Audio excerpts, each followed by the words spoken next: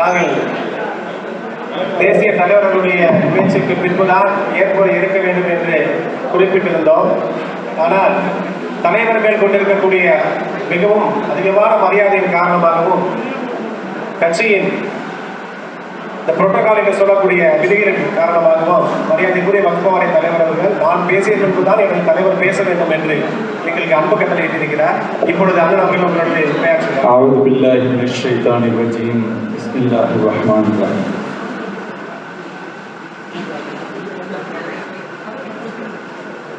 வருகை தந்திருக்கக்கூடிய நம் அனைவரும் மீதும்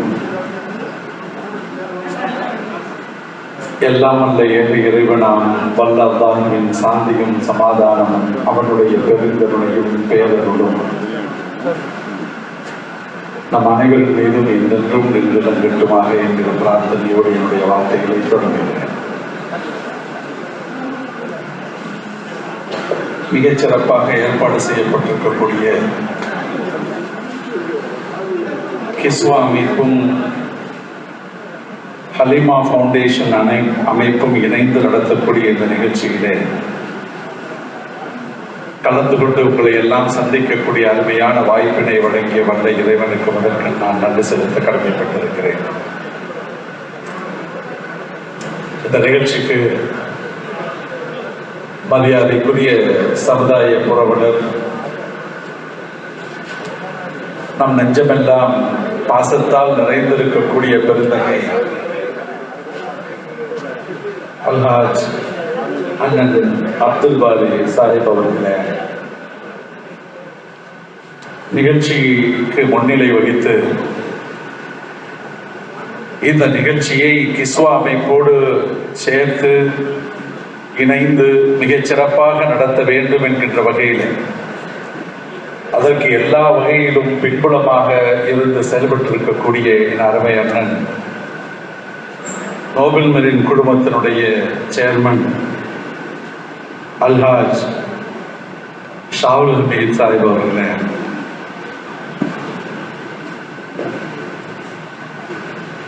இந்த நிகழ்ச்சிக்கு வருகை தந்து நிறைவுரையாற்ற இருக்கக்கூடிய தனி மரியாதைக்குரிய சமுதாய தலைவரும் தாய்ச்சபை இந்திய யூனியன் முஸ்லிம் லீக்கினுடைய தேசிய தலைவரும் ஆகிய முனீருல் மில்லத் பேராசிரியர் பெருந்தகை அவர்களே,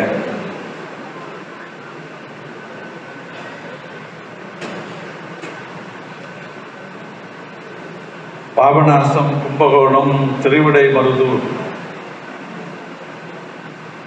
ஒருங்கிணைந்த வட்டார ஜமாத்தினுடைய கூட்டமைப்பை அரவணைத்துக் கொண்டு இந்த நிகழ்ச்சியை மிகச் சிறப்பாக நடத்தி கொண்டிருக்கக்கூடிய கிஸ்வா அமைப்பினுடைய சாசன தலைவர், வரவேற்புரையாற்றி அமர்ந்திருக்கக்கூடிய அருமை சகோதரர் முகமது ஜியாவுதீன் சாஹிப் அவர்களே, பாபநாசம் வட்டார ஜமாத்தினுடைய தலைவர் யூசுப் அலி சாஹிப் அவர்களே, திருவிடைமருதூர் வட்டார ஜமாத்தினுடைய தலைவரும் தாய்ச்சபை இந்திய யூனியன் முஸ்லிம் லீக்கினுடைய மாநில செயலாளருமான அருமை சகோதரர் ஆடுதுறை AM ஷாஜஹான் அவர்களே, கிஸ்வா அமைப்பினுடைய தலைவர் அல்ஹாஜ் ஜாகிர் ஹுசேன் சாஹிப் அவர்களே, கும்பகோணம் வட்டார ஜமாத்தினுடைய ஒருங்கிணைப்பாளர் அருமை சகோதரர் அல்ஹாஜ் ஜே ஜாகிர் ஹுசேன் அவர்களே, நிகழ்ச்சியிலே கலந்து கொண்டு வாழ்த்துறை வழங்கிய மயிலாடுதுறை நாடாளுமன்ற உறுப்பினர் மாண்புமிகு ராமலிங்கம் அவர்களே, தமிழ்நாடு அரசு தலைமை கொறடா அருமை சகோதரர் மாண்புமிகு கோவி செழியன் அவர்களே, கும்பகோணம் சட்டமன்ற உறுப்பினர் அருமை சகோதரர் திருமிகு க அன்பழகன் அவர்களே, மற்றும் வாழ்த்துறை வழங்கி அமர்ந்திருக்கக்கூடிய அருமை சகோதரர்களே, நிகழ்ச்சியிலே பங்கு கொண்டிருக்கக்கூடிய பாபநாசம், கும்பகோணம், திருவிடைமருதூர் என்று மாத்திரமல்லாமல் பல்வேறு பகுதிகளில் இருந்து வருகை தந்து சிறப்பித்துக் கொண்டிருக்கக்கூடிய மரியாதைக்குரிய ஜமாத்து பெருந்தகைகளே, சங்கமிகு உலமா பெருந்தகைகளே, தாய்ச்சபை முஸ்லிம் லீக்கினுடைய பல்வேறு தளங்களிலே நின்று பணியாற்றக்கூடிய அருமை சகோதரர்களே, தமிழ்நாடு வக்ஃப் வாரியத்தினுடைய அன்புக்குரிய அதிகாரிகளே, பத்திரிகையாளர்களே, வருகை இருந்திருக்கக்கூடிய பெரியோர்களே, அன்பு சகோதரர்களே, இந்த நிகழ்ச்சியை ஏற்பாடு செய்திருக்கிற காரணத்தினாலே நான் கிஸ்வா அமைப்பிற்கு முதற்கு என்னுடைய நன்றி அறிதலை தெரிவிப்பது என்னுடைய கடமை என்று எண்ணுகிறேன். அந்த அமைப்பினுடைய அத்துணை நிர்வாகிகள், அவர்களுக்கு உறுதுணையாக இருக்கக்கூடிய ஜமாத்து பெரியவர்கள், மற்றவர்கள் எல்லோருக்கும் என்னுடைய ஆழ்ந்த நன்றி அறிதலை தெரிவித்துக் கொள்வது என்னுடைய கடமை. இந்த நிகழ்ச்சி நடத்தப்பட வேண்டும் என்று மிக மிக ஆர்வமாக, அதுவும் இந்த பகுதியில் நீண்ட நெடுங்காலமாக சமுதாய பணிகளை மிகச்சிறப்பாக ஆற்றிக் கொண்டிருக்கக்கூடிய கிஸ்வா அமைப்போடு இணைந்து அவர்களுடைய ஒருங்கிணைப்பில் நடத்தப்பட வேண்டும் என்கின்ற ஆர்வத்தை வெளிக்காட்டி அதற்குரிய எல்லா தகவல்களையும் முறையாக வழங்கி இந்த நிகழ்ச்சிக்காக வேண்டியே அபுதாபியிலிருந்து பயணித்து பல்வேறு பணிகளுக்கு மத்தியிலே இங்கே வந்து இந்த நிகழ்ச்சியிலும் பங்கு பெற்று ஒரு வகையான ஆனந்தத்தில் இருக்கிறார் என்றுதான் நான் சொல்ல வேண்டும். அத்தகைய என் மீது பாசமும் நேசமும் கொண்டிருக்கக்கூடிய என் அருமை சகோதரர் அண்ணன் ஷாகுல் ஹமீத் அவர்களுக்கு என்னுடைய தனிப்பட்ட மரியாதையை செலுத்துவதும் என்னுடைய கடமை என்று நான் எண்ணுகிறேன். அதற்கு காரணம், நான் அமீரக நாட்டிலே நீண்ட நாட்களாக, நீண்ட நெடுங்காலமாக, ஏறத்தாழ 28 ஆண்டுகள் பணிபுரிந்திருக்கிறேன். என்னுடைய பணி நேரம் போக இருந்த மற்ற நேரங்களில் எல்லாம் அதிகம் சமுதாய பணிகள் ஆற்றுவதிலே கவனம் செலுத்தக்கூடியவனாகவும், அப்படி ஆற்றக்கூடிய பணிகளுக்கு மிகப்பெரிய உந்து சக்தியாக அண்ணன் அவர்கள் இருந்திருக்கிறார்கள் என்பதையும் இந்த நேரத்தில் பதிவு செய்வது என்னுடைய கடமை. ஆடுதுறையிலே நடந்த நிகழ்ச்சியிலே நான் சொல்லி காட்டியதுண்டு. இதுவரையிலும் பல முறை பல நிகழ்வுகளுக்காக அவரை நான் சந்தித்திருக்கிறேன். பல நிகழ்வுகளிலே அண்ணன் அவர்கள் என்னை சந்தித்திருக்கிறார்கள், என்னை உற்சாகப்படுத்தி இருக்கிறார்கள், என்னை பாராட்டி இருக்கிறார்கள். எதை செய்ய தவறி இருக்கிறோனோ அதனை மிக அழகாக சுட்டி காட்டி என்னை திருத்தியும் இருக்கிறார்கள். ஆக எல்லா வகைகளிலும் அவர்களுடைய நல்ல எண்ணத்தின்பால் ஆழ்ந்திருக்கக்கூடிய என்னுடைய பாச உணர்வை நான் வெளிக்காட்டுவது எப்படி என்று தெரியாமல் நான் தொடர்ந்து திகைத்தவனாகவே இருக்கிறேன். அதனுடைய தொடர்ச்சியாக இந்த நிகழ்ச்சியையும் பார்க்கிறேன். அண்ணன் அவர்களுடைய முழு முயற்சியும் அதனுடைய உத்வேகமும் என்னை மெய்சிலிருக்க வைக்கிறது. அதற்காக என்னுடைய தனிப்பட்ட நன்றி அறிதலை அவர்களுக்கு தெரியப்படுத்திக் கொள்கிறேன். அன்பானவர்களே, இந்த நிகழ்ச்சி தமிழ்நாடு வக்ஃப் வாரியத்தினுடைய தலைவர் ஆக எனக்கு பாராட்டு விழா என்றிருக்கிறது. அண்ணன் ஷாகுல் ஹமீத் அவர்கள் பேசுகிற போது அவர் பெரிய பேச்சாளர் அல்ல, செயல் வீரர்.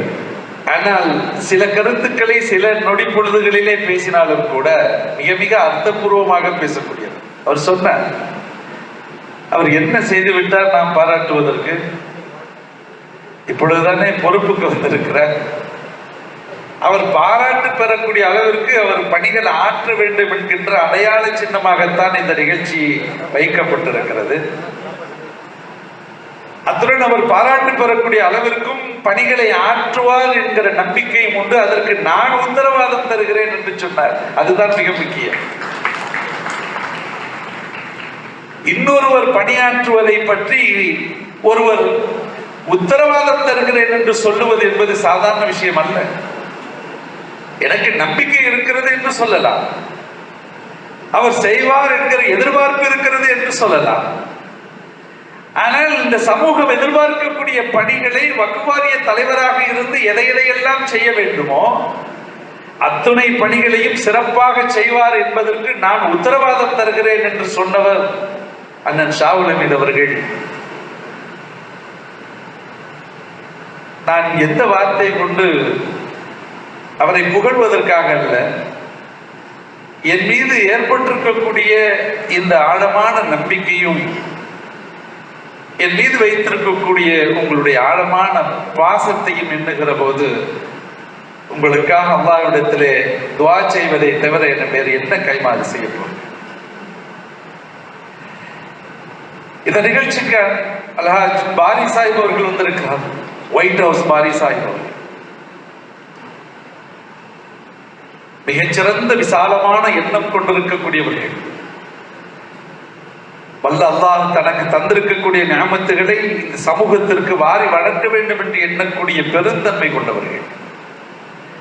அதுவும் இந்த சமூகத்திற்கு நேர்வழி காட்டுவதற்குரிய மார்க்க கடமையை கொண்டிருக்கக்கூடிய கண்ணியமிகு உலமா பெருந்தகைகளுக்கு அவர்களுடைய குடும்ப அங்கத்தினர்களுக்கெல்லாம் ஏதாவது செய்து கொண்டே இருக்க வேண்டும் என்று தன்னுடைய ஊழியர்களை கொண்டே அவருடைய இல்லம் தேடி சென்று உதவக்கூடிய பெருந்தன்மை, ஒரு விசாலமான எண்ண ஓட்டம் யாருக்கு இருக்க முடியும்?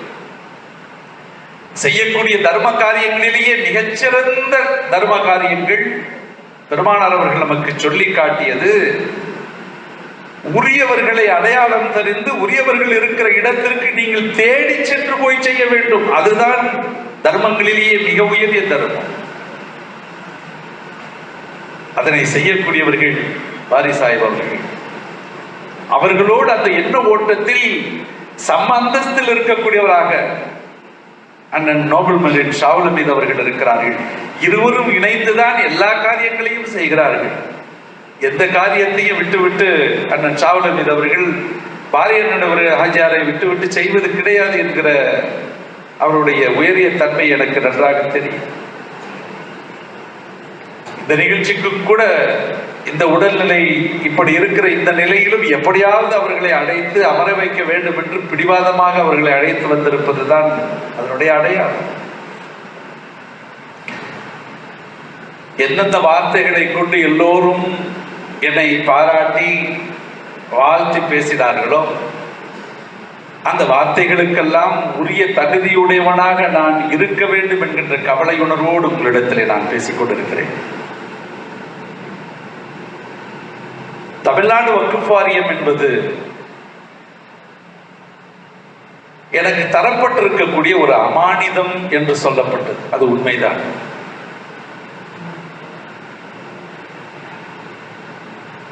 அதுவும் அந்த அமானிதம் தனிப்பட்ட அப்துல் ரஹ்மானுக்கு தரப்பட்டது அல்ல.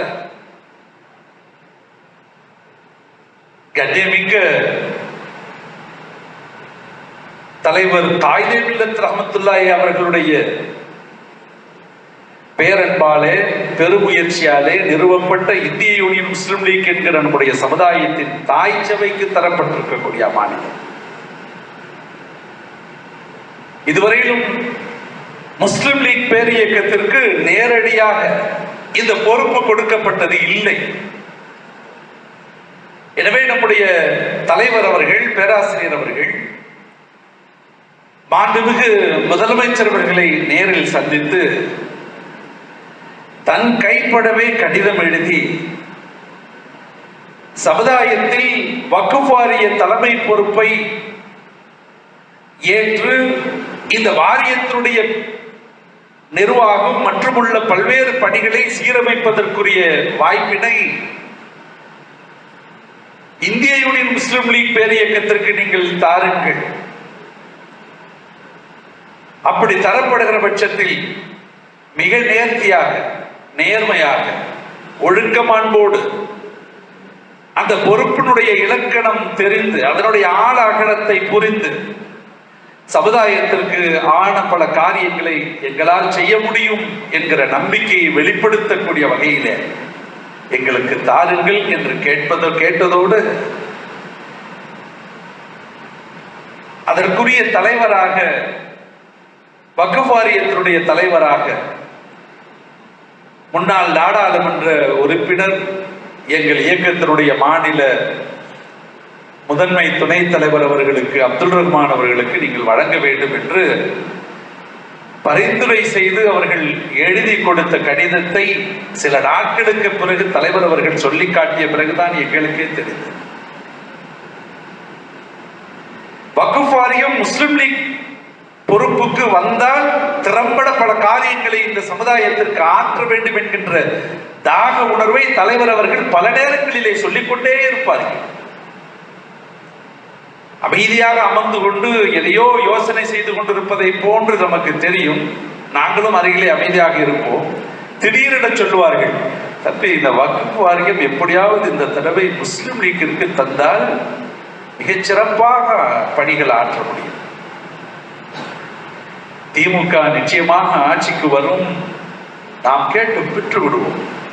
சமுதாயத்திற்கு ஆற்ற வேண்டிய பணிகள் இன்னும் ஏராளம் இருக்கின்றன, அதனை செய்தே ஆக வேண்டும். அதற்கு வக்ஃப் வாரியத்தினுடைய தலைமை பொறுப்பு நமக்கு தரப்பட வேண்டும் என்று அடிக்கடி சொல்லுவார்களே தவிர யாருக்கு அது தரப்பட வேண்டும் என்று அவர்கள் எழுதி கொடுத்த அந்த நாள் வரையிலும் யாருக்கும் தெரியாது. எழுதி கொடுத்த நாள் வரையிலும் அல்ல, எழுதி கொடுத்ததாக அவர்கள் சொல்லப்பட்ட அந்த நாள் வரையிலும் யாருக்கும் தெரியாது. நோபல் மரீன் அவர்கள் பேசுகிற போது ஒன்றை சொன்னார்கள். அப்துல் ரஹ்மானுக்கு துபாயில் இருந்து கொண்டு எப்படியாவது எம்பி பதவியை பெற வேண்டும் என்று பெற்றுவிட்டார். இப்பொழுது இங்கு இருந்து எப்படியாவது வாரிய தலைவர் பதவியை பெற வேண்டும் என்று பெற்றுவிட்டார். அது அவர் ஆனந்தத்தில் சொன்னது. ஆனால் ஒன்றை சொல்லுவேன், எந்த பதவியையும் நாடி நான் பின்னால் இதுவரையிலும் சென்றது கிடையாது. யாரிடத்திலும் சென்று இந்த பதவியை, இந்த பொறுப்பை எனக்கு தாருங்கள், நான் அதை அனுபவிக்க வேண்டும் என்று நான் கேட்டதும் கிடையாது. ஒரு ரகசியத்தை சொல்லுகிறேன். நாடாளுமன்ற உறுப்பினராக நான் 2009 நாடாளுமன்ற தேர்தலிலே போட்டியிடுவதற்கு எனக்கு எப்படியாவது வாய்ப்பு தாருங்கள் என்று அரசியலில் சகஜமாக பார்க்கப்படுகிற வேண்டுகோளை போன்ற ஒரு வேண்டுகோளை நான் தலைவர் அவர்களிடத்தில் கேட்டது கிடையாது. அவர்களையும் வைத்துக் கொண்டு இந்த சமுதாயத்தினுடைய பார்வைக்கு சொல்ல வேண்டிய, கவனத்திற்கு சொல்ல வேண்டிய தகவலை அண்ணன் ஷாவுல் ஹமீது அவர்கள் எனக்கு தோண்டி எடுத்து சொல்ல வைக்கிறார்கள். நாடாளுமன்ற வேட்பாளராக நான் நிற்க வேண்டும், எனக்கு வாய்ப்பு தாருங்கள் என்று நான் தலைவரிடத்தில் கேட்டதில்லை. தலைவர் அவர்கள் என்னை அழைத்து நீ வேட்பாளராக நிற்க வேண்டும் என்று ஆணையிட்டார்கள். அதனை நான் ஏற்றுக்கொண்டேன். அதே போலத்தான் வக்ஃப் வாரிய தலைவராக நான் ஆக வேண்டும் என்று நான் ஒரு காலமும் தலைவரிடத்தில் கேட்டது கிடையாது. நீ தலைவராக இருக்க வேண்டும் என்று அவர்கள் ஆணையிட்டிருக்கிறார்கள். அந்த பொறுப்பை நான் ஏற்றிருக்கிறேன். இது ரெண்டும் அரசியல் தளத்தில் பார்க்கப்பட்டவைகள். ஒன்றை புரிந்து கொள்ளுங்கள், நான் இளவயது மாணவ பருவத்தில் இருந்து நான் பார்க்கிறேன். என் தந்தையார் அவர்களும் தலைவர் அவர்களும் மிக நெருக்கமாக இருந்த காலம் நான் இளமை காலம் தொட்டு பார்த்து கொண்டே இருக்கிறேன். இதுவரையிலும் பார்க்கிறேன். கல்லூரி மாணவனாக இருந்த போது எனக்கு கிடைக்கப்பட்ட சென்ட் ஜோசப் கல்லூரியிலே அட்மிஷன் கிடைக்கப்பட்ட அந்த நேரத்திலும் என்னை ஜமால் முகமது கல்லூரிக்கு கொண்டு வந்து தலைவர்களிடத்திலே தான் என்னை என் தந்தையார் ஒப்படைத்தார். தலைவர்களுடைய மாணவனாக இருந்து அவர்களுடைய பயிற்சியிலே நான் பயின்றவன். எனவே நான் அடிக்கடி சொல்வதுண்டு, எனக்கு பேராசிரியர் என்பது கல்வி தளத்தில் மாத்திரமல்ல, அரசியல் தளத்தில் மாத்திரமல்ல, கல்வி ஞானம் முழுக்கியதிலும் எனக்கு பேராசிரியர் பிறந்தையாக தலைவர் அவர்கள் இருந்திருக்கிறார்கள் என்று நான் அடிக்கடி பல்வேறு மேடைகளிலே நான் சொல்லி காட்டியிருக்கிறேன். ஜமால் கல்லூரியினுடைய வெள்ளி விழா நிகழ்ச்சிகள் நடைபெற்ற போது குர்ஆன் மஜ்லிஸ் அமைப்பு சார்பாக நாடு முழுவதுமான திருக்குர்ஆன் கிராத் போட்டி நடந்தது. மிகப்பெரிய போட்டி, ஒரு நாள் முழுவதும் நடந்தது. கல்லூரி நிர்வாகம் சரியான ஒருவரை தேர்ந்தெடுத்து தாருங்கள் என்று கேட்டபோது மாணவனாக இருந்த என்னை அழைத்து சொன்னார்கள், இந்த பொறுப்பை நீ ஏற்று நடந்து. குர்ஆன் மஜ்லிஸினுடைய செயலாளராக நான் ஆக்கப்பட்டு வெள்ளி விழா நிகழ்ச்சிகளுடைய முதல் நிகழ்ச்சியாக குர்ஆன் கிராத் போட்டி அகில இந்திய அளவில், தேசிய அளவிலாக நடத்தப்பட்ட நிகழ்ச்சிக்கு என்னை ஆணையிட்டது தலைவர் அவர்கள். இது போன்று என்னுடைய மாணவ பருவத்திலிருந்து எந்தெந்த துறையில் நின்று நான் பணியாற்ற வேண்டும் என்று நான் விரும்புகிறேனோ இல்லையோ, தலைவர் அவர்கள் விரும்பி என்னை ஆணையிட்ட போதெல்லாம் என்னால் இயன்ற வரையிலும் மனசாட்சியோடு நான் என்னுடைய பணிகளை ஆற்றியிருக்கிறேன். நாடாளுமன்ற உறுப்பினராக என்னை நீங்கள் அறிவித்த போது அதற்குரிய வகையிலே நான் பணியாற்றி இருக்கிறேன். உங்களுடைய எதிர்பார்ப்பின்படி மிகப்பெரிய அளவிலே நான் செயலாற்ற முடியாவிட்டாலும் கூட குறைந்தபட்சம் மிக பிரபலியமான பத்திரிகை இந்தியா டுடேயும் ஏடிஆர் அமைப்பும் சேர்ந்து நடத்திய கணிப்பில் இந்தியா முழுவதும் உள்ள 543 நாடாளுமன்ற உறுப்பினர்களிலே மிகச்சிறந்த நாடாளுமன்ற உறுப்பினர்கள் என்று 20 பேரை பட்டியலிட்டு அந்த 20 பேர் பட்டியலிலே இந்த எளியவனுக்கு 6வது இடம் தந்த அளவிற்கு என்னுடைய பணிகளை ஆற்றிய அந்த நிலையை தலைவர் அவர்களே உங்களுடைய மனசாட்சிக்கு நான் சமர்ப்பிக்கிறேன். அதை போட்டுதான் இந்த வாரிய தலைமை பொறுப்பையும் எனக்கு தந்திருக்கிறார். முஸ்லிம் லீக் இயக்கத்திற்கு தரப்பட்டது இந்த பொறுப்பு. மாண்புமிகு தமிழக முதல்வர் அவர்களிடத்திலே கோரிக்கை வைத்து இந்த இயக்கத்திற்கு தரப்பட்ட பொறுப்பு இது. இந்த இயக்கத்தில் வாரிய தலைவர் பொறுப்பில் இருந்து பணியாற்றுவதற்குரிய தகுதி மிக்கவர்கள் பல பேர் இருக்கிறார்கள். நான் ஒருவன் என்று அர்த்தம் அல்ல. ஆனால் வாரிய தலைவர் பதவிக்கு அந்த பொறுப்புக்கு ஒருவருடைய பெயரைத்தான் பரிந்துரை செய்ய முடியும். யாராவது ஒருவரைத்தானே பரிந்துரை செய்ய முடியும்.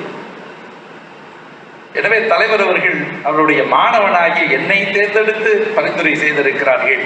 அதனை மாண்புமிகு தமிழக முதல்வர் தளபதி அவர்கள் ஏற்று அது எனக்கு வழங்கி இருப்பதற்கு முதலாக மாண்புமிகு தமிழக முதல்வர் மு.க. ஸ்டாலின் அவர்களுக்கு என்னுடைய தனிப்பட்ட முறையிலும் சரி, தாய்ச்சிபை இந்திய யூனியன் முஸ்லிம் லீக்கின் சார்பிலும் சரி, உங்கள் அனைவரின் சார்பிலும் மனந்திறந்து நன்றி அறிதலை தெரிவிப்பது நம்முடைய கடமை என்று நான் எண்ணுகிறேன்.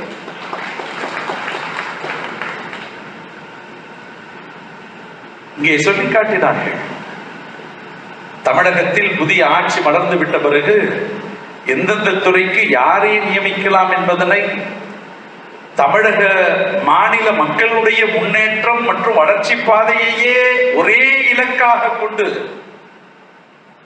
தேர்ந்தெடுத்து அந்தந்த பொறுப்புகளுக்கு நியமித்தவர்களை எல்லாம் பட்டியலிட்டு நாடாளுமன்ற உறுப்பினர் அண்ணன் ராமலிங்கம் அவர்கள் சொல்லி காட்டினார்கள்.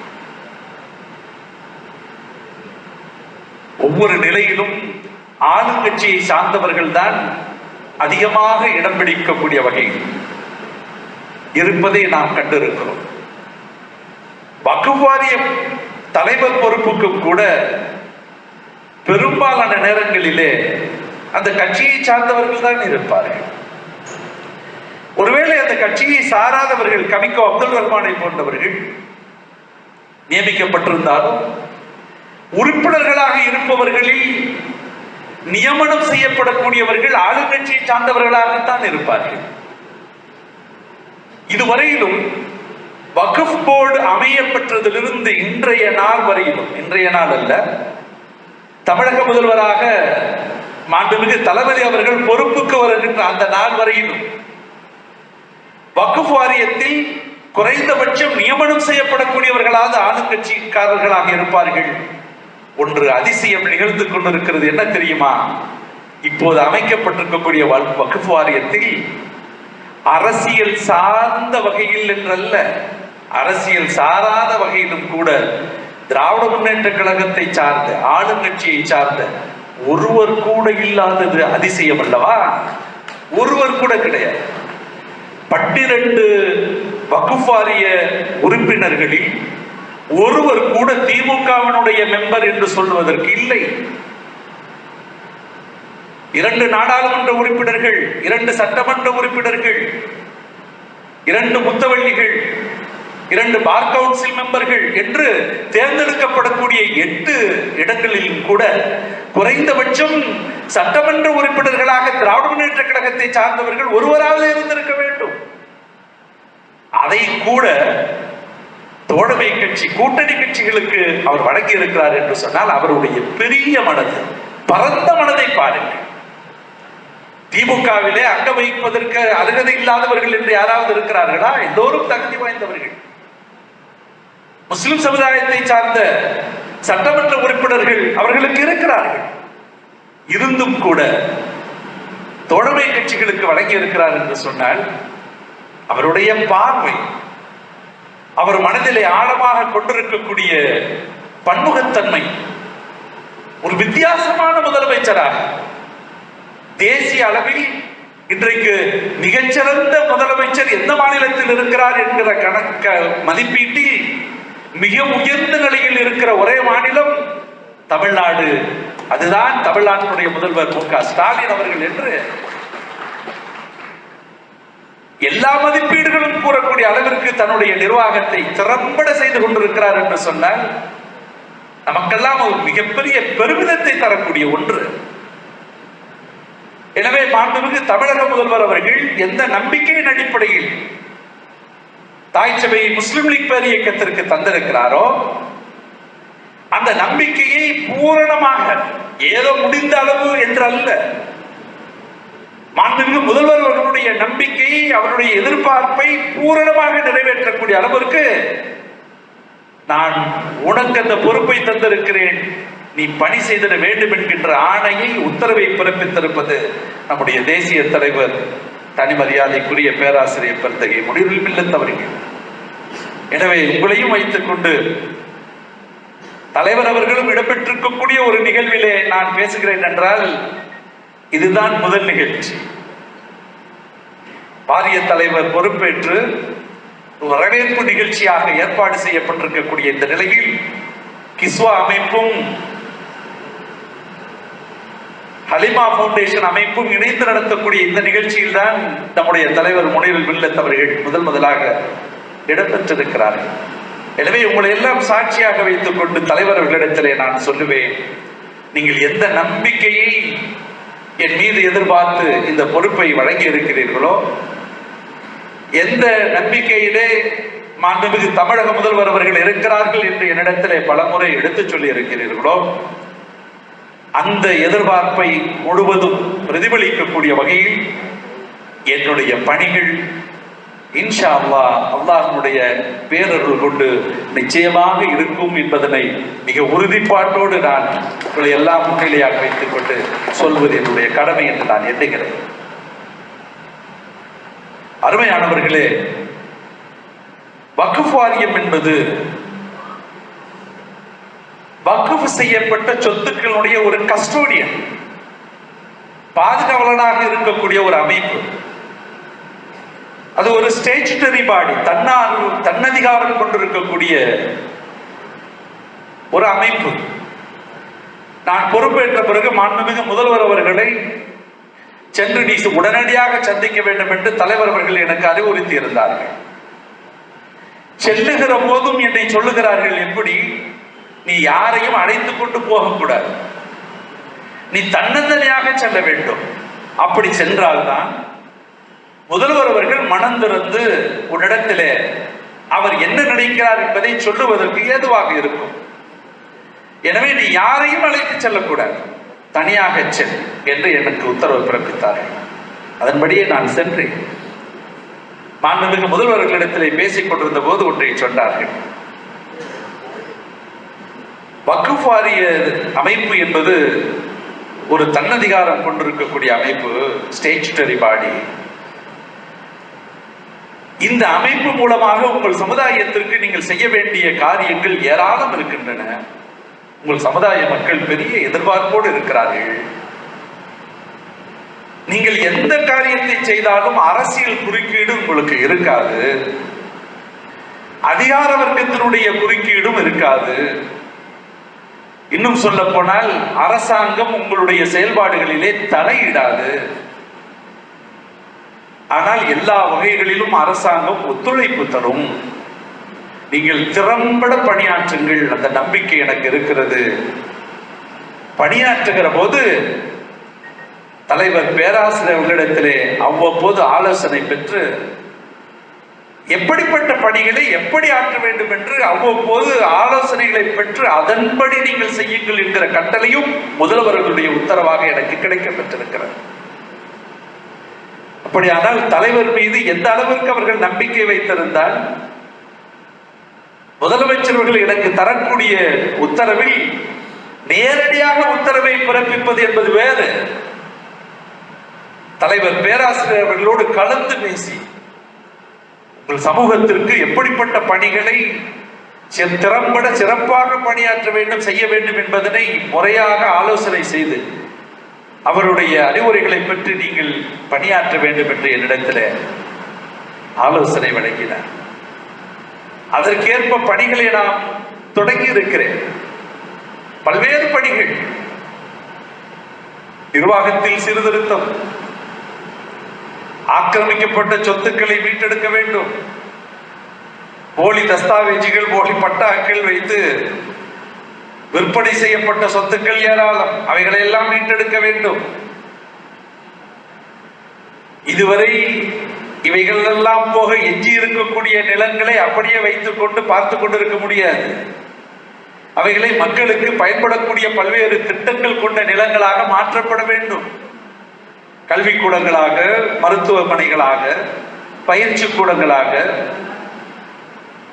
இன்னும் சொல்ல போனால் வர்த்தக மையங்களாக கூட எந்த அளவிற்கு மக்களுக்கு முழுமையாக பயன்பாடு இருக்கக்கூடிய அளவுக்கு செயல்படுத்தப்பட வேண்டுமோ அப்படியெல்லாம் அந்த நிலங்களை பயன்படுத்தப்பட வேண்டும், நாம் பயன்படுத்த வேண்டும். அதற்குரிய காரண காரியங்களிலே ஈடுபட வேண்டும். இவைகளெல்லாம் ஒரு புறம். ஏறத்தாழ 8000 நெருங்கி இருக்கக்கூடிய பல்வேறு மஸ்ஜிதுகளுடைய ஜமாத்துகள் எந்தெந்த நிர்வாகங்கள் எல்லாம் இதுவரையிலும் பதிவு செய்யப்பட்டிருக்கிறதோ அந்த நிர்வாகங்களை எல்லாம் கணக்கெடுத்து பார்க்கிற போது எல்லா நிர்வாகங்களிலும், எல்லா ஜமாத்துகளிலும் சில குறிப்பிட்ட ஜமாத்துகளை தவிர அது தேடி கண்டுபிடிக்கப்பட வேண்டிய அளவிற்கு யாரும் வருத்தப்படக்கூடாது. அந்த எண்ணிக்கை மிக மிக குறைவாக இருக்கிறது. எந்த பிரச்சனையும் இல்லாமல் சிறப்பாக நடந்து கொண்டிருக்கிற நிர்வாகங்கள் என்று. பெரும்பாலான நிர்வாகங்களில் போட்டி, கோஷ்டிகள், சண்டைகள், சச்சரவுகள், நீதிமன்றத்திலே வழக்குகள், பேங்க் அக்கவுண்ட் பிளாக் செய்யப்பட்ட நிகழ்வுகள் பெரிய பிரச்சனைகளாக, குழப்பங்களாக மாறிவிட்ட நிலையில் வக்ஃப் போர்டை நேரடி நிர்வாகத்திற்கு எடுக்கப்பட்ட நிர்வாகங்கள். இப்படி இந்த பஞ்சாயத்துகளை செய்வதற்கே நமக்கு நெடிய நாட்கள் எடுக்கும் போல் தெரிகிறது. அவ்வளவு பாரதூரமான படிகள் எல்லாம் நமக்கு இருப்பதை காண முடிகிறது. ஆனால் மனதிற்கு ஒரு மகிழ்வை தரக்கூடிய, ஆறுதலை தரக்கூடியது என்ன என்று சொன்னால், இப்பொழுது அமைய பெற்றிருக்கக்கூடிய போர்டு மெம்பர்கள், உறுப்பினர்கள் சரி, பணியாற்றக்கூடிய அதிகாரிகளும் சரி, சிஇஓ என்று சொல்லக்கூடிய தலைமை அலுவலர் அதிகாரியும் சரி, அரசாங்கத்தால் நியமிக்கப்பட்டிருக்கக்கூடிய IAS அதிகாரி, முதன்மை செயலாளரும் சரி, ஏன் இந்த துறை, இந்த வாரியம் இடம்பெற்றிருக்கக்கூடிய துறைக்கு அமைச்சராக இருக்கக்கூடிய மாண்புமிகு அமைச்சர் அண்ணன் செஞ்சி மஸ்தான் அவர்களும் சரி, எல்லோரும் ஒருங்கிணைந்து செயல்படக்கூடிய அளவிற்கு ஒரே கண்ணோட்டத்தோடு, சேம் வேவ்லெங்த் என்று சொல்வார்களே, ஒரே மாதிரியான இடத்தோடு, எண்ண ஓட்டத்தோடு செயல்படக்கூடிய ஒரு குழுவாக அமைய பெற்றிருப்பது மனதிற்கு மிகுந்த மகிழ்ச்சி. எல்லாவற்றையும் தாண்டி இந்த பணிகள் சீரோடும் சிறப்போடும் நடைபெறுவதற்குரிய தலைமையிடமாக இருக்கக்கூடிய தமிழக அரசாங்கம் இருக்கிறது அல்லவா? மாண்புமிகு முதல்வர் தளபதி மு.க. ஸ்டாலின் அவர்களுடைய தலைமையிலான அரசாங்கம் நல்ல பல காரியங்கள் எதுவாக இருந்தாலும் முழு ஒத்துழைப்பு தரக்கூடிய வகையிலே அமைய பெற்றிருப்பதுதான் மனதிற்கு மிகுந்த மகிழ்ச்சியை தரக்கூடிய ஒன்று. ஆக இவைகளை எல்லாம் சாதகமாக பெற்றிருக்கக்கூடிய இந்த சூழ்நிலையிலே சந்தித்துக் கொண்டிருக்கக்கூடிய சவால்கள் ஏராளமாக இருந்தாலும், அது கடுமையான அல்லது கடினமானதாக இருந்தாலும் கூட அமைய பெற்றிருக்கக்கூடிய சூழ்நிலை மிக மிக சாதகமாக இருப்பது என்பது மனதிற்கு மகிழ்ச்சியை தரக்கூடிய ஒன்று. எனவே தொடர்ந்து பணிகள் ஆற்றுவோம். ஆற்றக்கூடிய பணிகளில் எல்லாவற்றிலும் வெற்றி கண்டு விடுவேன் என்று தனிப்பட்ட முறையிலே வக்ஃப் வாரிய தலைவர் என்று நான் சொல்ல முடியாது. இது ஒரு டீம் ஒர்க், இது ஒரு குழுமமாக செயல்பட வேண்டிய ஒன்று. நம் முன்னால் இருக்கக்கூடிய சவால்களாக இருந்தாலும் சரி, வாரியத்தின் சார்பாக நிறைவேற்றப்படக்கூடிய திட்டங்களாக இருந்தாலும் சரி, ஏற்கனவே பிரச்சனைகள் இருக்கக்கூடிய பல்வேறு ஜமாத்துகளுக்கு ஒரு தீர்வை கொண்டு வந்து ஒரு நிலையான நிர்வாகத்தை உருவாக்குவதாக இருந்தாலும் சரி, தனிப்பட்ட என்னால் முடியுமா என்றால் நிச்சயமாக முடியாது. இதுக்கு எல்லோருடைய ஒத்துழைப்பும் தேவை. வக்ஃப் போர்டுடைய உறுப்பினர்கள், அதிலே பணியாற்றக்கூடிய சிஇஓ, அலுவலர்கள், அதிகாரிகள், மரியாதைக்குரிய முத்தவள்ளிகள், ஜமாத் நிர்வாகிகள், சமுதாயத்தவர்கள் எல்லோருமான முழு ஒத்துழைப்பு இருந்தால்தான் முழுமையாக நிறைவேற்ற முடியுமே தவிர தனிப்பட்ட என்னால் அதை சாதித்து காட்ட முடியும் என்று நான் சொல்வதாக யாரும் தயவு செய்து எண்ணிவிட வேண்டாம். பொறுப்பில் வாரிய தலைவராக நான் இருக்கலாம், ஆனால் அந்த பொறுப்பை, அந்த இலக்கை அடைவதற்கு நம் எல்லோருடைய ஒத்துழைப்பு இருந்தால்தான் அதனை செய்ய முடியும் என்பதனையும் இந்த நேரத்தில் உங்களுடைய மேலான கவனத்திற்கு நான் கொண்டு வர விரும்புகிறேன். நம்முடைய ரெக்கார்டு படி, குறிப்பின்படி தமிழகம் முழுவதுமாக இருக்கக்கூடிய வக்ஃப் செய்யப்பட வேண்டிய தகுதியுடைய மஸ்ஜிதுகளுடைய எண்ணிக்கை என்பது 7452. அப்படியானால் மஸ்ஜிதுடைய எண்ணிக்கையே 7452 தானா என்றால் இல்லை. இதனையும் தாண்டி இருக்கிறது. சிறு சிறு பள்ளிவாசல்கள் இருக்கின்றன. ஒரு 10 குடும்பம் 15 குடும்பமே இருக்கக்கூடிய சிறு குக்கிராமங்களில் இருக்கக்கூடிய கீத்து கொட்டாய் பள்ளிவாசல்களும் இருக்கத்தான் செய்கின்றன. அல்லது ஒரு வளாக அமைப்புக்குள்ளாக மஸ்ஜித் என்று ஒரு தனி தோற்றத்தோடு வைத்துக் கொண்டிருக்கக்கூடிய பள்ளிவாசல்களும் இருக்கத்தான் செய்கின்றன. எனவே இவைகளை எல்லாம் கணக்கெடுத்து பார்த்தால் ஒருவேளை 10,000 நெருங்கலாம். அந்த கணக்கு புள்ளி விபரத்தோடு நமக்கு தெரியாது, ஒரு தோராயமாக சொல்லுவாங்க. ஆனால் வக்ஃப் வாரியத்தில் பதிவு செய்யப்படக்கூடிய அளவுக்குரிய தகுதியுடைய மஸ்ஜிதுகள் என்பது 7452. இதிலே பதிவு செய்யப்பட்டிருக்கக்கூடிய மஸ்ஜிதுகள் 2899 தான். அப்படியானால் பதிவு செய்யப்பட வேண்டிய எண்ணிக்கை 4553 மஸ்ஜிதுகள். வக்ஃப் ஆக்ட் 1995 படி அதனுடைய 36வது விதி மிக தெளிவாக சொல்லி காட்டுகிறது. It is mandatory to register the Waqf without any more delay by furnishing all required information to the waqf board. அடிப்படையாக சொல்லப்பட வேண்டிய, தெரிவிக்கப்பட வேண்டிய அத்தனை தகவல்களையும் முறையாக தெரிவித்து பதிவு செய்ய வேண்டிய கடமை இருக்கிறது எல்லா மஸ்ஜிதுகளுக்கும் என்று அந்த வக்ஃப் ஆக்ட் சொல்லுகிறது. ஆனால் நம்முடைய சமுதாயத்தில் அதனை முழுமையாக செயல்படுத்தவில்லை. 1/3 பகுதி தான், ஏறத்தாழ 1/3 பகுதி பதிவு செய்யப்பட்டிருக்கிறது. எஞ்சியுள்ள எல்லா மஸ்ஜிதுகளும் பதிவு செய்யப்பட வேண்டும் என்கின்ற தகவல் சர்க்குலர் இப்பொழுது அனுப்பப்பட்டிருக்கிறது. இப்பொழுது புதிதாக வந்து சேர்ந்து கொண்டிருக்கிறார்கள். இதனை இன்னும் கொஞ்சம் அதிகப்படுத்த வேண்டும். ஒரு காலகட்டத்தில் எல்லோரும் பதிவு செய்து விட்டார்கள் என்கிற நிலைக்கு கொண்டு வந்தால்தான் வக்ஃப் சட்டத்தின்படியான முழுமையான ஒரு தோற்றத்தை தமிழகம் சந்திக்கும். அதற்குரிய சில திட்டங்கள் இருக்கின்றன. ஆனால் பல பேர் நினைத்துக் கொண்டிருக்கிறார்கள் 7% சகாய தொகையை கட்ட வேண்டுமே, அதனால் தேவையில்லை என்று எண்ணிக்கொண்டிருக்கிறார்கள். அது மிக மிக தவறு.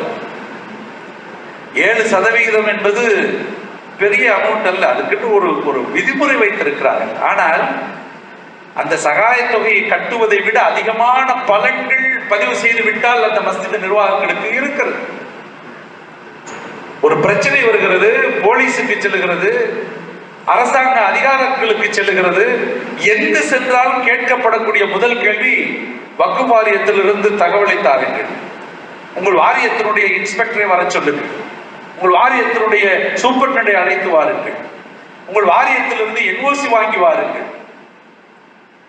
பிரச்சனை இல்லாமல் இருக்கிற வரையிலும் சரி, பிரச்சனை வந்துவிட்டால் இந்த கேள்விகளுக்கெல்லாம் பதில் இருக்க வேண்டும். பதிவு செய்யப்படாததாக இருந்தால் இந்த பதில் இருக்க. அது மாத்திரமல்ல, மஸ்ஜிதுகளுக்கு தேவையான புனரமைப்பு செய்யக்கூடிய திட்டங்கள், புதிய விஸ்தரிப்பு, கட்டிடத்தினுடைய கட்டுமானங்கள், இவைகளுக்கு சரியான அளவிற்கு உங்களிடத்திலே ஃபண்ட் முடியவில்லை என்று சொன்னால் வக்ஃப் வாரியத்தில் நீங்கள் ஃபண்டு தாருங்கள் என்று கேட்கலாம், கடனாக அல்ல, மானியமாக. அப்படி கேட்டால் அதற்கென்று சில விதிமுறைகள் இருக்கின்றன. அதனை பரிசீலனை செய்து வக்ஃப் போர்டு அதிகாரிகளை கொண்டு அதற்கு அந்த இடத்தை பார்வையிட செய்து அவர்களிடத்திலிருந்து குறிப்புகளை வாங்கி, ரிப்போர்ட்டை, அறிக்கைகளை வாங்கி மீண்டும் வக்ஃப் போர்டிலே வைத்து அது பரிசீலனை செய்து அவர்களுக்கு எவ்வளவு தொகை கொடுக்கலாம் என்று முடிவு செய்து அவர்களுக்கு லட்சங்களில் தான் இது போன்ற மானியங்கள் வழங்கப்பட்டு வந்து கொண்டிருக்கின்றன என்பதனையும் உங்களுடைய மேலான கவனத்திற்கு நான் கொண்டு வருகிறேன். சென்ற ஆண்டு மாத்திரம், சென்ற நிதியாண்டில் ஒதுக்கப்பட்ட தொகை வக்ஃப் வாரியத்தின் மூலமாக மஸ்ஜிதுகளுடைய புனரமைப்புக்காக ஒதுக்கப்பட்ட தொகை 5 கோடி. விண்ணப்பம் செய்த பல்வேறு மஸ்ஜிதுகளுடைய கோரிக்கைகளை ஏற்று பரிசீலனை செய்து முடிவெடுக்கப்பட்ட மஸ்ஜிதுகளுடைய எண்ணிக்கை 45. 45 மஸ்ஜிதுகளுக்கு புனரமைப்பு காரியங்களுக்காக, கட்டிட அமைப்பு காரியங்களுக்காக, சீரமைப்பு பணிகளுக்காக வக்ஃப் வாரியம் 5 கோடி தொகை கொடுத்திருக்கிறது என்று சொன்னால் அது ஒதுக்கப்பட்டிருக்கிறது. இனிதான் அது கொடுப்பதற்குரிய பணிகள் தொடங்கும். எங்கள் ஊரிலே ஒரு நிகழ்ச்சி நடந்தது. எங்கள் ஊரில் 12 மஸ்ஜிதுகள் இருக்கின்றன. 2 மஸ்ஜிதுகள் தான் பதிவு செய்யப்பட்டிருக்கின்றன என்கிற தகவல் எனக்கு அன்றைக்கு தான் தெரியும்.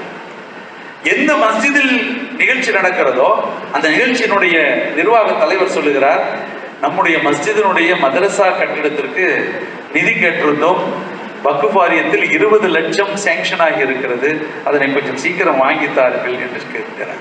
எனக்கு அப்பொழுதுதான் தெரியும் முத்துப்பேட்டையில் ஒரு மஸ்ஜிதுக்கு 20 லட்சம் ஒதுக்கப்பட்டிருக்கிறது. ஆனால் சில பேர் அப்துல் ரஹ்மான் முத்துப்பேட்டை, அதனால அவர் மஸ்ஜிதுக்கு 20 லட்சம் ரூபாய் கொடுத்துட்டாருன்னு சொன்னாலும் சொல்லிடுவாங்கிறதுக்காக சொல்றேன். இது ஏற்கனவே ஒதுக்கப்பட்டிருக்கக்கூடிய, அவர்களுக்கு தெரிவிக்கப்பட்டிருக்கக்கூடிய தொகை. அதற்குரிய காரிய பணிகள் நடந்து கொண்டிருக்கின்றன அவர்களுக்கு கிடைப்பதற்கு, அது வேறு விஷயம். ஆனால் 12 பள்ளிவாசல்களிலே 2 பள்ளிவாசல்கள் மட்டும்தான் பதிவு செய்திருக்கிறார்கள். மீதமுள்ள 10 பள்ளிவாசல்கள் பதியப்படவில்லை. அந்த 20 லட்சத்தையே காரணமாக சொல்லி இருக்கிறேன். எடுத்துக்காட்டாக, உதாரணமாக சொல்லி நீங்கள் எல்லோரும் பதிவு செய்து கொள்ளுங்கள், இது ஒன்று வேண்டுமா வேண்டாமா என்று சொல்லிவிட்டு இதற்குரிய அனுகூலங்களையும் பயன்பாடுகளையும் நான் விளக்கி சொன்ன பிறகுதான் இப்பொழுது ஒவ்வொரு பள்ளிவாசலுடைய முத்தவள்ளியும் என்னை கெஞ்சுகிறார்கள், எப்படி பதிவு செய்ய வேண்டும் சொல்லுங்கள், உடனே தந்து விடுகிறோம். அதற்கென்று சில வழிமுறைகள் இருக்கின்றன. 100 ரூபாய் தான் அதற்கு கட்டணம். 100 ரூபாய் தானே, 100 ரூபாய் கட்டணம் வக்ஃப் போர்டு அதிகாரிகளுக்கு இருக்கிறார்கள். எனவே வந்திருப்பவர்களிலே உங்களுடைய மஸ்ஜிதுகள் பதிவு செய்யப்படவில்லை என்றால் தயவு செய்து பதிவு செய்து கொள்ளுங்கள். அது நம்முடைய கடமை. ஒரு காலகட்டம் வரும், அறிவிப்பு கொடுக்கப்பட்டு அதற்குரிய கால அவகாசம் கொடுக்கப்பட்டு பதிவு செய்யப்படவில்லை என்று சொன்னால், ஒருவேளை அபராத தொகையோடு நீங்கள் கட்டித்தான் பதிவு செய்துதான் ஆக வேண்டும் என்கிற கட்டாயம் கூட ஏற்படலாம்.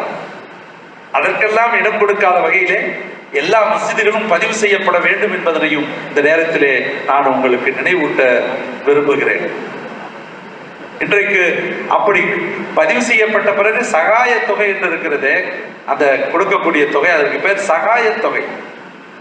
அந்த காலத்தில் அந்த பெயரை உருவாக்கி இருக்கிறார்கள்.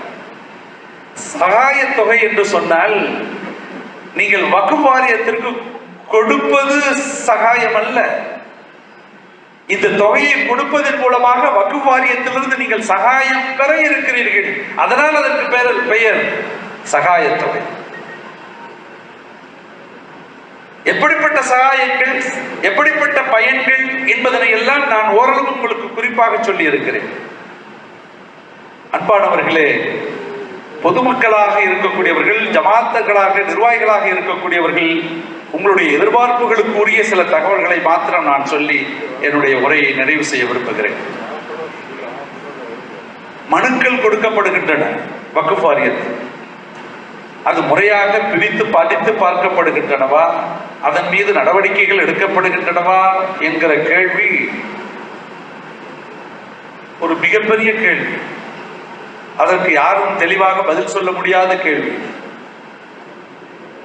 ஆனால் பெறப்படுகிறது, அதனை பார்த்து நடவடிக்கை எடுக்கப்படுகிறது என்கிற நம்பகத்தன்மை இந்த சமுதாயத்திற்கு தரப்பட வேண்டும் என்பது முதல் கட்ட பணி. எனவே இப்பொழுது மனுக்களை எல்லாம் பெற்று எல்லா மனுக்களும் உடனடியாக கணினியிலே ஏற்றப்பட்டு ஒவ்வொரு மனுக்களுக்கும் உடனடியாக ஒரு ரெஃபரன்ஸ் நம்பர் தரப்பட்டு அந்த ரெஃபரன்ஸ் நம்பரை குறிப்பிட்டு யார் யார் மனுக்கள் தந்திருக்கிறார்களோ அவர்களுக்கெல்லாம் அன்றைய தினமே எஸ்எம்எஸ் மூலமாக உங்கள் மனுக்கள் கிடைக்கப்பட்டிருக்கின்றன, அதனை ஆய்வு செய்து தக்க நடவடிக்கைகள் எடுக்கப்படும் என்கிற குறுஞ்செய்தியை, எஸ்எம்எஸ் செய்தியை அனுப்புவதற்கு தோதாக இப்பொழுது கணினி பயன்பாட்டிற்குரிய வேலைகள் நடந்து வருகின்றன. ஏற்கனவே கணினிமயமாக்கப்பட்டிருக்கிறது. இருந்தாலும் இன்னமும் அதை விரிவுபடுத்துவதற்கு, செம்மைப்படுத்துவதற்குரிய பணிகளை நாங்கள் தொடங்கி இருக்கிறோம். நிர்வாகத்திலே சீரமைப்பு செய்ய வேண்டிய பணிகள் ஏராளம் இருக்கின்றன. அது மாத்திரமல்ல, வக்ஃப் வாரிய தலைவரை பார்ப்பது என்பதே கிடைக்கப்பெறாத காரியம், பார்க்கவே முடியாது. எப்பாவது எங்கேயாவது காண கிடைத்து விட்டால் அபூர்வம், உடனே ஓடி போய் அதை கொடுத்து விட வேண்டும் என்று எண்ணக்கூடிய காலம் இருந்தது, உண்மை. ஆனால் நான் பொறுப்பேற்ற பிறகு யாரும் எந்த நேரத்திலும் தொலைபேசி மூலமாகவும் தொடர்பு கொள்ளலாம், வாய்ப்பு இருக்கிற போதெல்லாம் சந்திக்கலாம். சந்திக்கக்கூடிய இடம் வக்ஃப் வாரிய அலுவலகம் என்று மாத்திரமல்ல, என்னுடைய இல்லத்திலும் சந்திக்கலாம். தமிழகத்தில் எங்கு பயணித்தாலும் எல்லா இடங்களிலும் நீங்கள் சந்திக்கலாம். எல்லோருக்கும் அனுமதி இருக்கிறது, எல்லோருக்கும் உரிமை இருக்கிறது. இதனை தெரிவித்துவிட்டு ஒரு குறிப்பிட்ட நாளை சொன்னால் அந்த நாளில் எல்லோருமாக வந்து சந்திப்பதற்குரிய ஒரு ஏற்பாட்டையும் செய்ய முடியும். அந்த குறிப்பிட்ட நாளில் எனக்கு வேறு எந்த பணியும் வைத்துக் கொள்ளாமல் மக்களை சந்திப்பது மாத்திரம்தான், முத்தவள்ளிகளை சந்திப்பது மாத்திரம்தான், வக்ஃபுனுடைய நிர்வாகிகளை சந்திப்பது மாத்திரம்தான் வேலை, வேறு எந்த வேலையும் வைத்துக் கொள்ளக்கூடாது என்கிற வகையில கலெக்டர் ஆபீஸ்களுக்கெல்லாம் செல்லுகிற போது மண்டே பெட்டிஷன் என்று சொல்லுவார்கள். அதே போல ஒவ்வொரு திங்கட்கிழமை தோறும் மண்டே விசிட் என்கிற ஒரு பிரகடனத்தை அறிவித்து ஒவ்வொரு திங்கட்கிழமையும் வக்ஃப் வாரிய தலைவரை முன்னனுமதி இல்லாமல், பிரேயர் அப்பாயின்மெண்ட் என்று எதுவுமே இல்லாமல், எந்த தகவலும் தராமல் யாரும் வந்து நேரடியாக சந்திக்கலாம் என்கிற அறிவிப்பு கொடுக்கப்பட்டு இன்றைக்கு அது நடைமுறைப்படுத்தப்பட்டிருக்கிறது. எனவே திங்கட்கிழமைகளில் யார் வேண்டுமானாலும் நேரடியாக வந்து சந்தித்து உங்களுடைய கோரிக்கைகள் அல்லது உங்களுடைய பிரச்சனைகளை சொல்லலாம், அதற்குரிய தெளிவுகளை நீங்கள் பெறலாம். பெறப்படக்கூடிய அத்தனை மனுக்களும் முறையாக சரிபார்க்கப்பட்டு ஆய்வு செய்யப்பட்டு அதற்குரிய நடவடிக்கைகள் எடுக்கப்படும். இன்ஷா அல்லாஹ் அதிகபட்ச காலக்கெடு என்பது 3 மாதங்கள். 3 மாதங்களுக்குள்ளாக சமர்ப்பிக்கப்படுகிற ஒவ்வொரு மனுவின் மீதும் தீர்வுகள் எட்டப்பட வேண்டும் என்பதனை நாம் விதியாக்கி இருக்கிறோம். சில விஷயங்கள் 3 மாதங்கள் முடியாது, இன்னும் கொஞ்சம் காலம் கிடக்கும். ஏனென்றால் நீதிமன்ற உத்தரவை எதிர்பார்த்து, தீர்ப்பை எதிர்பார்த்து இருக்க வேண்டியது இருக்கலாம்.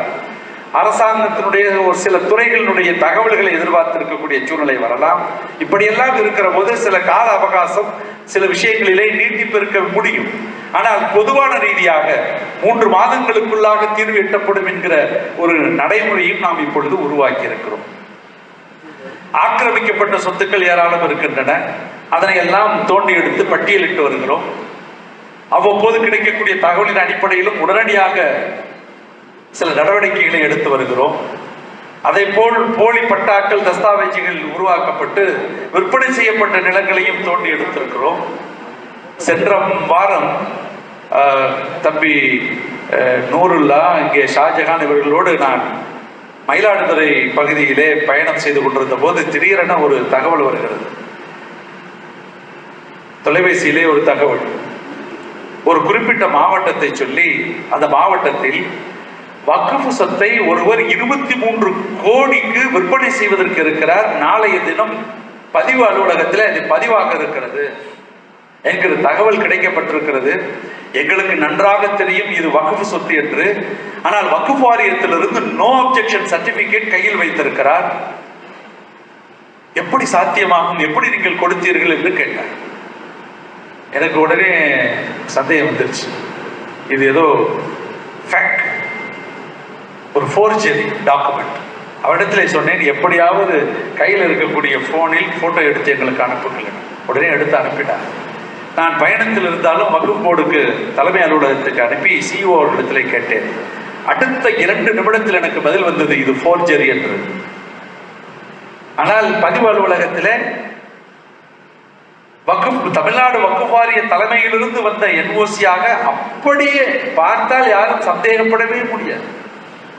அது மாதிரி ஒரு போலி தஸ்தாவேஜை உருவாக்கி 23 கோடிக்கு விற்பனையாக இருந்ததை உடனடியாக அதிகாரிகள் மூலமாக அந்த பதிவு அலுவலகத்துக்கு தெரியப்படுத்தி அதனை விற்பனை செய்ய முடியாத அளவுக்கு தடுத்து நிறுத்தியதோடு மாத்திரமல்ல, இது யார் கொண்டு வந்தது, யார் தயார் செய்தது, எத்தனை பேர் அந்த டீமில் இருக்கிறார்கள், அந்த குழுவில் இருக்கிறார்கள் என்கிற விசாரணையை முடுக்கிவிட்டு உடனடியாக அதை விசாரணை செய்ய வேண்டும் என்று நாம் இப்பொழுது ஆணையிட்டு இருக்கிறோம். அந்த விசாரணை நடந்து கொண்டிருக்கிறது.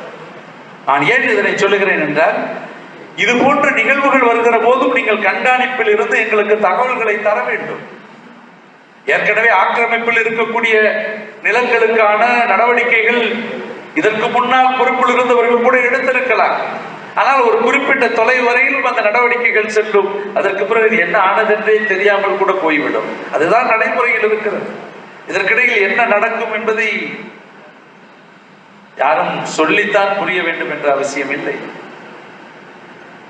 ஆனால் இப்பொழுது அப்படிப்பட்ட நடவடிக்கை எடுக்கப்படுமானால் அந்த நடவடிக்கையின் மேல் எந்த இடைநிறுத்தமும் இருக்கக்கூடிய அளவுக்கு வக்ஃப் வாரிய தலைவர் இருக்க மாட்டான் என்பதனை நான் அழுத்தம் திருத்தமாக பல்வேறு நிகழ்வுகளிலே பகிரங்கமாக பிரகடனப்படுத்தி இருக்கிறேன்.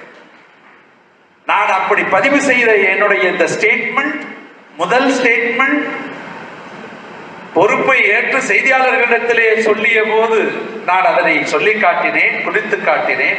அதற்கு பிறகு சங்கமிகு உலமா பெருந்தகைகள் ஒரு வரவேற்பு நிகழ்ச்சியை திருச்சியிலே அரபிக் கல்லூரியிலே வைத்திருந்தார்கள். மஸ்ஜித் வளாகத்தில் நடந்தது. அந்த மஸ்ஜித் வளாகத்தில் நின்று கொண்டு அதனையே நான் திருப்பி சொல்லி, அல்லாஹ் கண்காணித்துக் கொண்டிருக்கிறான், அவனுடைய புனித இல்லமாகிய மஸ்ஜித் என்று சொல்லுகிறேன். வக்ஃப் வாரியத்தினுடைய பணிகள் இனிமேல் தூய்மையான இலக்கை நோக்கி பயணிக்கும். இதிலே இடையூறு செய்வதற்கு யாராலும் முடியாது என்பதனை சத்திய முழக்கம் என்று சொல்லி இருப்பதற்கு காரணம், மனித மனம் பலகீனமானது. சில நேரங்களிலே தடுமாற்றம் இருக்கலாம். அந்த தடுமாற்றங்களுக்கு இந்த அப்துல் ரஹ்மானும் விதிவிலக்கானவன் அல்ல, இருக்கலாம். ஒருவேளை அந்த தடுமாற்றம் இருக்குமேயானால், நீ அல்லாஹ்வுடைய இல்லத்தில் நின்று பிரகடனப்படுத்தி இருக்கிறாய், அல்லாஹ்வின் மீது நம்பிக்கை வைத்து அவனுடைய பெயரில் அர்ப்பணிக்கப்பட்ட சொத்துக்களுக்கு கண்காணிப்பாளனாக இருக்கக்கூடிய நீ இப்படி செய்யலாமா என்று என் மனசாட்சி சொல்ல வேண்டும் என்கின்ற ஒரு காரணத்தினாலே மஸ்ஜிதில் நின்று கொண்டு அந்த சத்திய முழக்கத்தை நான் தந்திருக்கிறேன் இந்த சமுதாயத்தில். அதற்கு காரணம், அல்லாஹ்வுடைய அச்சப்பாட்டில் தான் நம்முடைய பணிகள் இருக்க வேண்டும் என்பதனை முஸ்லிம் லீக் தலைவர்கள் நமக்கு கற்றுத் தந்திருக்கிறார்கள். சங்கமிகு ஆளும் பெருந்தகைகள் நசீகத்து செய்திருக்கிறார்கள். ஒன்றை சொல்லி முடிக்கிறேன். தொகுதிக்கே செல்லாமல் காயிதே மில்லத்தவர்கள் வெற்றி பெற்றார்கள். 3 முறை வெற்றி பெற்றார்கள் கேரளா. அது மிக ஆச்சரியமான வரலாற்று சம்பவம். அதற்குள் செல்ல வேண்டாம் விரிவாக. நாடாளுமன்றத்தில் முதல் முறையாக பங்கு பெறுவதற்கு தொகுதிக்கே செல்லாமல் வெற்றி பெற்ற ஒருவர் வருகிறார் என்ற உடனே பத்திரிகையாளர்கள் எல்லாம் சூழ்ந்து நின்று காயிதே மில்லத்தவர்களை எதிர்பார்த்திருக்கிறார்கள். நாடாளுமன்ற வளாகத்தில் மிக வேகமாக நுழைந்த காயிதே மில்லத்தவர்கள் நாடாளுமன்றத்தின் நெடிய படிக்கட்டுகளை ஏறி உள்ளே நுழைய முனைகிறார். செய்தியாளர்கள் சூழ்ந்து கொள்கிறார்கள். நீங்கள் தானே Muhammad Ismail? Yes, we would like to ask some questions. நாங்கள் உங்களிடத்திலே சில கேள்விகளை கேட்க விரும்புகிறோம். செய்தியாளர்களிடத்திலே காயிதே மில்லத்தவர்கள் சொன்னார்கள், இப்பொழுது வேண்டாம், நேரமாகிவிட்டது, நாடாளுமன்ற கூட்டத்தொடர் தொடங்க இருக்கிறது, நான் முடித்து விட்டு வருகிறேன். இல்லை இல்லை, ஒரு கேள்விக்காவது நீங்கள் பதில் சொல்லிவிட்டு போகலாம், அதற்கு பிறகு உங்களிடத்திலே கேள்வி கேட்கலாம். கேளுங்க, ஒரே ஒரு கேள்வி மாத்திரம். ஒரு பெண் நிருபர், ஒரு ஆங்கில பத்திரிகையினுடைய பெண் நிருபர் கேட்கிறார், இந்தியாவில் எந்த தொகுதியிலும் வேட்பாளர் அந்த தொகுதிக்கே செல்லாமல் வென்றிருக்கக்கூடிய நிகழ்வு என்பது இதுதான் முதல் முறை. இனிமேலும் அது நடக்குமா என்று எங்களுக்கு தெரியாது. அப்படி மக்கள் உங்கள் மீது நம்பிக்கை வைத்து நாடாளுமன்ற உறுப்பினராக தேர்ந்தெடுத்திருக்கிறார்கள். நாங்கள் கேட்கிறோம், உங்கள் மீது அந்த மக்கள் நம்பிக்கை வைத்திருக்கிறார்கள் அல்லவா? அந்த நம்பிக்கைக்கு ஏற்ப நான் நடக்க வேண்டும், இல்லாவிட்டால் அவர்கள் கேள்விகள் கேட்டு தொலைத்து விடுவார்கள் என்கின்ற அச்சம் உங்களுக்கு இருக்கிறதா என்பதுதான் கேள்வி. நாமாக இருந்தால் ஒரு ஃபார்மாலிட்டியாக சொல்லுவோம், தொகுதி மக்களுக்காக அவர்கள் விரும்பக்கூடிய வகையில் என்னுடைய பணிகள் இருக்கும், நிச்சயமாக நான் செய்வேன். இதுதான் நாம் சொல்லக்கூடிய பதிலாக இருந்திருக்க முடியும். கண்ணியமிக்க காயிதே மில்லத் என்ன சொன்னார்கள் தெரியுமா? உங்களை பார்க்காமலேயே அல்ல, நீங்கள் வராமலேயே உங்களை நாடாளுமன்ற உறுப்பினராக தேர்ந்தெடுக்கக்கூடிய மக்கள் உங்களை கேள்வி கேட்பார்களே, நீங்கள் பணிகளை ஒழுங்காக செய்யாவிட்டால் என்கிற அச்சம் உங்களுக்கு இருக்கிறதா என்று கேட்ட பொழுது காயிதே மில்லத் அவர்கள் உடனடியாக சொன்னார்கள், என்னை தேர்ந்தெடுத்த மக்கள் கேட்பார்கள் என்ற அச்சம் இருக்கிறதோ இல்லையோ, அந்த பொறுப்பை ஏற்றுக்கொண்ட எனக்கு நான் ஒழுங்காக அந்த பணியை செய்கிறேனா என்கிற கேள்வியை என்னை படைத்த ரப்புல் ஆலமீன் கேட்பான் என்கின்ற அச்சம் இருக்கிறது என்று சொன்னார். முஸ்லிம் லீக்கினுடைய தலைவர்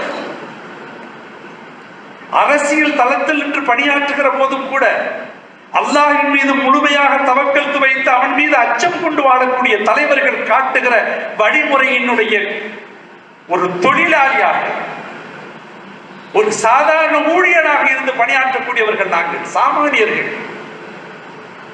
கண்ணியமிக்க காயிதே மில்லத் ரஹ்மத்துல்லாஹிக்கு பிறகு சந்தன தமிழர் மர்ஹூம் சிராஜுல் மில்லத் அப்துல் ஸமத் சாஹிப் அவர்களை தலைவராக ஏற்றுக்கொண்டு பயணித்தவர்கள் நாங்கள். அதற்கு பிறகு முற்றிலும் தன்னுடைய வாழ்வையை எளிமை வாழ்வையாக கொண்டு இங்கே சொல்லி காட்டினார்களே, சட்டமன்ற உறுப்பினர் சொல்லி காட்டினாரே, வாடும் காமராஜர் என்று, வாடும் காயிதே மில்லத் என்று நாங்கள் பார்க்கிறோம். நீங்கள் வசதியாக, ஆனந்தமாக, சுகபோகமாக எப்படியெல்லாம் வாழ முடியுமோ அப்படியெல்லாம் வாழ இயலும் என்கிற பல்வேறு வாய்ப்புகள் உங்களை சுற்றி தேடி வந்ததெல்லாம் நாங்கள் அறிவோம்.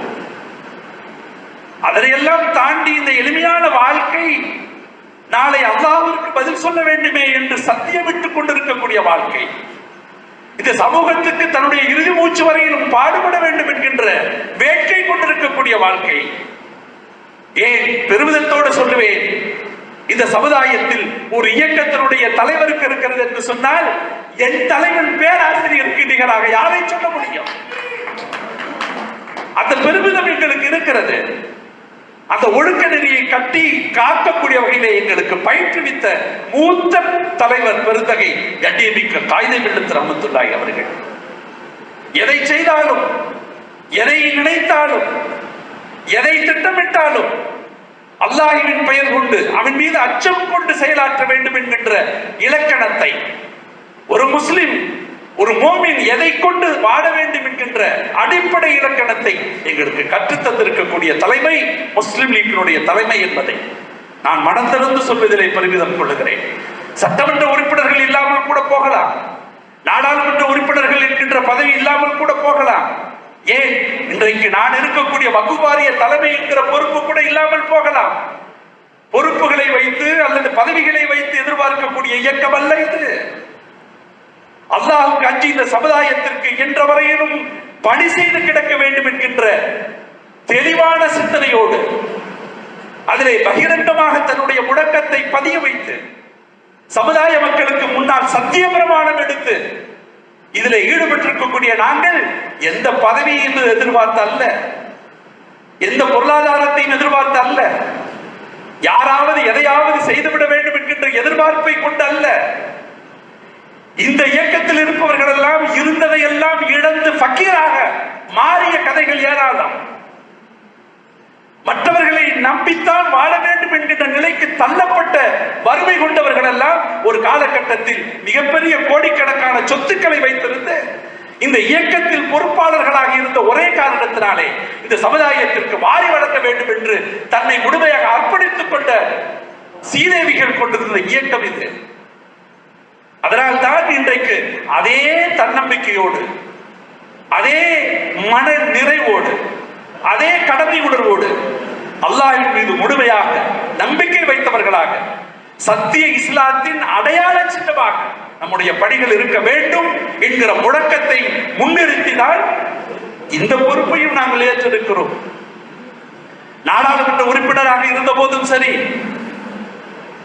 சட்டமன்ற உறுப்பினர்களாக இருக்கக்கூடியவர்களும் சரி, இப்பொழுது வாரிய தலைவராக இருக்கக்கூடிய நிலைமையிலும் சரி, முஸ்லிம் லீக் எம்பிக்கள், எம்எல்ஏக்கள், வாரிய தலைவர் என்று எந்த பொறுப்பாக இருந்தாலும் கையூட்டு வாங்கினான், பணத்திற்கு அடிமையாக ஆனான், அநியாயம் செய்தான், ஹராமானதை கொண்டான், தின்றான் என்று இன்றைக்கு நேற்றைக்கு அல்ல, முஸ்லிம் லீக் உருவான காலத்திலிருந்து இதுவரையிலும் இந்த சமுதாயம் ஒரு குறிப்பையாவது காட்ட முடியுமா என்று சொல்லக்கூடிய அளவிற்கு முஸ்லிம் லீக் தலைமை எங்களை வழிநடத்தி கொண்டிருக்கிறது என்று சொல்லுவதிலே எனக்கு பெருமிதம் உண்டு.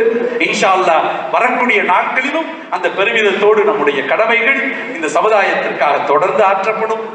கொஞ்சம் நேரம் அதிகமாகிவிட்டது. உங்களுடைய ஆவல் மிகுந்த முக பாவனைகளை பார்க்கிற போது இன்னும் பேசிக்கொண்டே இருக்கலாம் என்றுதான் என்ன தோன்றுகிறது. பல்வேறு தகவல்கள் இருக்கின்றன. இன்ஷா அல்லாஹ் வாய்ப்புகள் கிடைக்கப்படுகிற போது அவ்வப்போது நாம் பகிர்ந்து கொள்ளலாம். மரியாதைக்குரிய தலைவர் அவர்களும் பேச வேண்டும். இப்பொழுது நம்முடைய சங்கைக்குரிய மூத்த ஆலிம் பெருந்தகை ரூஹுல் ஹக் அவர்கள் இங்கே வருகை தந்திருக்கிறார்கள். அவர்கள் சொன்ன ஒரு ஸ்டேட்மெண்டை மாத்திரம் சொல்லிவிட்டு நான் முடிக்கிறேன். ஒரு நிமிடம். வக்ஃப் வாரிய தலைவராக நீங்கள் வந்தது நாங்கள் வரவேற்க வேண்டும் என்று சொல்லித்தான் நான் உங்களுக்கு அவர்கள் வருவதற்கு முன்னால் திருச்சியிலே உலமாக்கள் கூடிய அரபிக் கல்லூரியிலே என்று நான் பேசினேன் என்று சொல்லி காட்டினேன். அந்த நிகழ்ச்சிக்கு தலைமையேற்றவர்கள் நம்முடைய ரூஹுல் ஹக் அவர்கள். இந்த நிகழ்ச்சிக்கு வருவார்கள் என்று எனக்கு தெரியாது. அவர்களை வைத்துக் கொண்டு சொல்கிறேன். வக்ஃப் வாரிய தலைமை பொறுப்பு என்பது எப்படி தெரியுமா? அவர்கள் என்னிடத்திலே சொன்னது, எல்லோரையும் வைத்துக் கொண்டு இருள் நிறைந்த மிகப்பெரிய கரடு முரடான காட்டு பகுதிக்குள் எந்த வெளிச்சமும் எந்த அடையாளமும் தெரியாமல் எப்படி நடக்க முடியும், எங்கு செல்ல முடியும் என்றே திணறிக் கொண்டிருக்கக்கூடிய ஒரு நிலையில் ஒருவரை பிடித்து தள்ளிவிட்டால் எப்படியோ அப்படித்தான் வாரிய தலைவர் பொறுப்புக்கு அப்துல் ரஹ்மான் வந்திருக்கிறார். அவ்வளவு பெரிய பணிச்சுமைகளும் ஏராளமான சவால்களும் சோதனைகளும் நிரம்ப இருக்கக்கூடிய இந்த காலகட்டத்தில் நீங்கள் தலைவராக வந்திருக்கிறீர்கள் என்று சொன்னதோடு விட்டுவிட்டால் பரவாயில்லை. அடுத்து ஹசரத் அவர்கள் இருந்தார்கள். அவர்களை வைத்துக் கொண்டு உண்மையை சொல்ல வேண்டும். அவர் இல்லாமல் இருந்தால் கொஞ்சம் சேர்த்து சொல்லுகிறானோ என்று கூட நீங்கள் எண்ணலாம். இப்படிப்பட்ட அகன்ற அதலபாதான நிலத்தில் கற்களும் முட்களும் கரடு முரடான பகுதியுமாக நிறைந்திருக்கக்கூடிய இடத்தில் இருட்டில் ஒன்றுமே தெரியாத வகையிலே உங்களை நடக்க விட்டு விட்டார்கள் என்று சொன்னால் அது எவ்வளவு பெரிய கஷ்டம். அப்படி நீங்கள் இப்படிப்பட்ட சவால்களைத்தான் நீங்கள் சந்திக்க போகிறீர்கள் சொல்லிவிட்டு சொல்றார்கள். அப்படிப்பட்ட சவாலையும் ஏற்று நீங்கள் கால் வைத்து நடக்க தொடங்குகிறீர்கள்.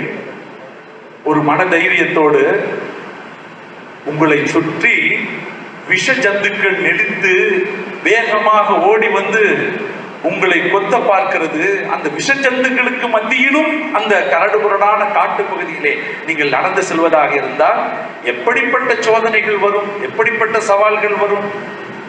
அப்படிப்பட்ட சவால்களைத்தான் நீங்கள் வக்ஃப் வாரிய தலைவர் பொறுப்பை ஏற்றிருக்கிறீர்கள். நீங்கள் காணப்போகிறீர்கள். அதிலும் மனம் தளராமல் நீங்கள் இருக்க வேண்டும் என்பதற்காக நான் சொல்லுகிறேன், உங்களை பயமுறுத்துவதற்கு அல்ல. இதுதான் யதார்த்தம் என்று சொன்னார்களே, அந்த யதார்த்தத்தை ரூஹுல் ஹக் ஹஸரத் அவர்களே நீங்கள் சொல்லிய பிறகும், ஏற்கனவே தெரிந்திருந்தாலும் கூட நீங்கள் சொல்லிய பிறகு இன்னும் ஆழமாக உணர்ந்திருக்கிறேன். அல்லாஹ்வுடைய பேரருள், அவனுடைய பெருங்கருணை நமக்கு இருக்கிறது. அவனுக்கு மாத்திரமே அச்சப்பட்டவர்களாக, அவனுடைய பெயரால் அர்ப்பணிக்கப்பட்ட சொத்துக்களை காப்பதற்குரிய ஒரு வாரியத்தினுடைய ஒரு அமைப்பினுடைய தலைவராக ஆக்கப்பட்டிருக்கக்கூடிய நான் முழுமையான அந்த தக்வாவோடு இறையச்சத்தோடு முஸ்லிம் லீகினுடைய ஊழியனாக நான் பணிபுரிவேன், பயணிப்பேன் என்பதனை மாத்திரம் உங்களிடத்திலே சொல்லி விடைபெறுகிறேன். நன்றி. அஸ்ஸலாமு அலைக்கும் வரஹ்மத்துல்லாஹி வபரகாத்துஹு.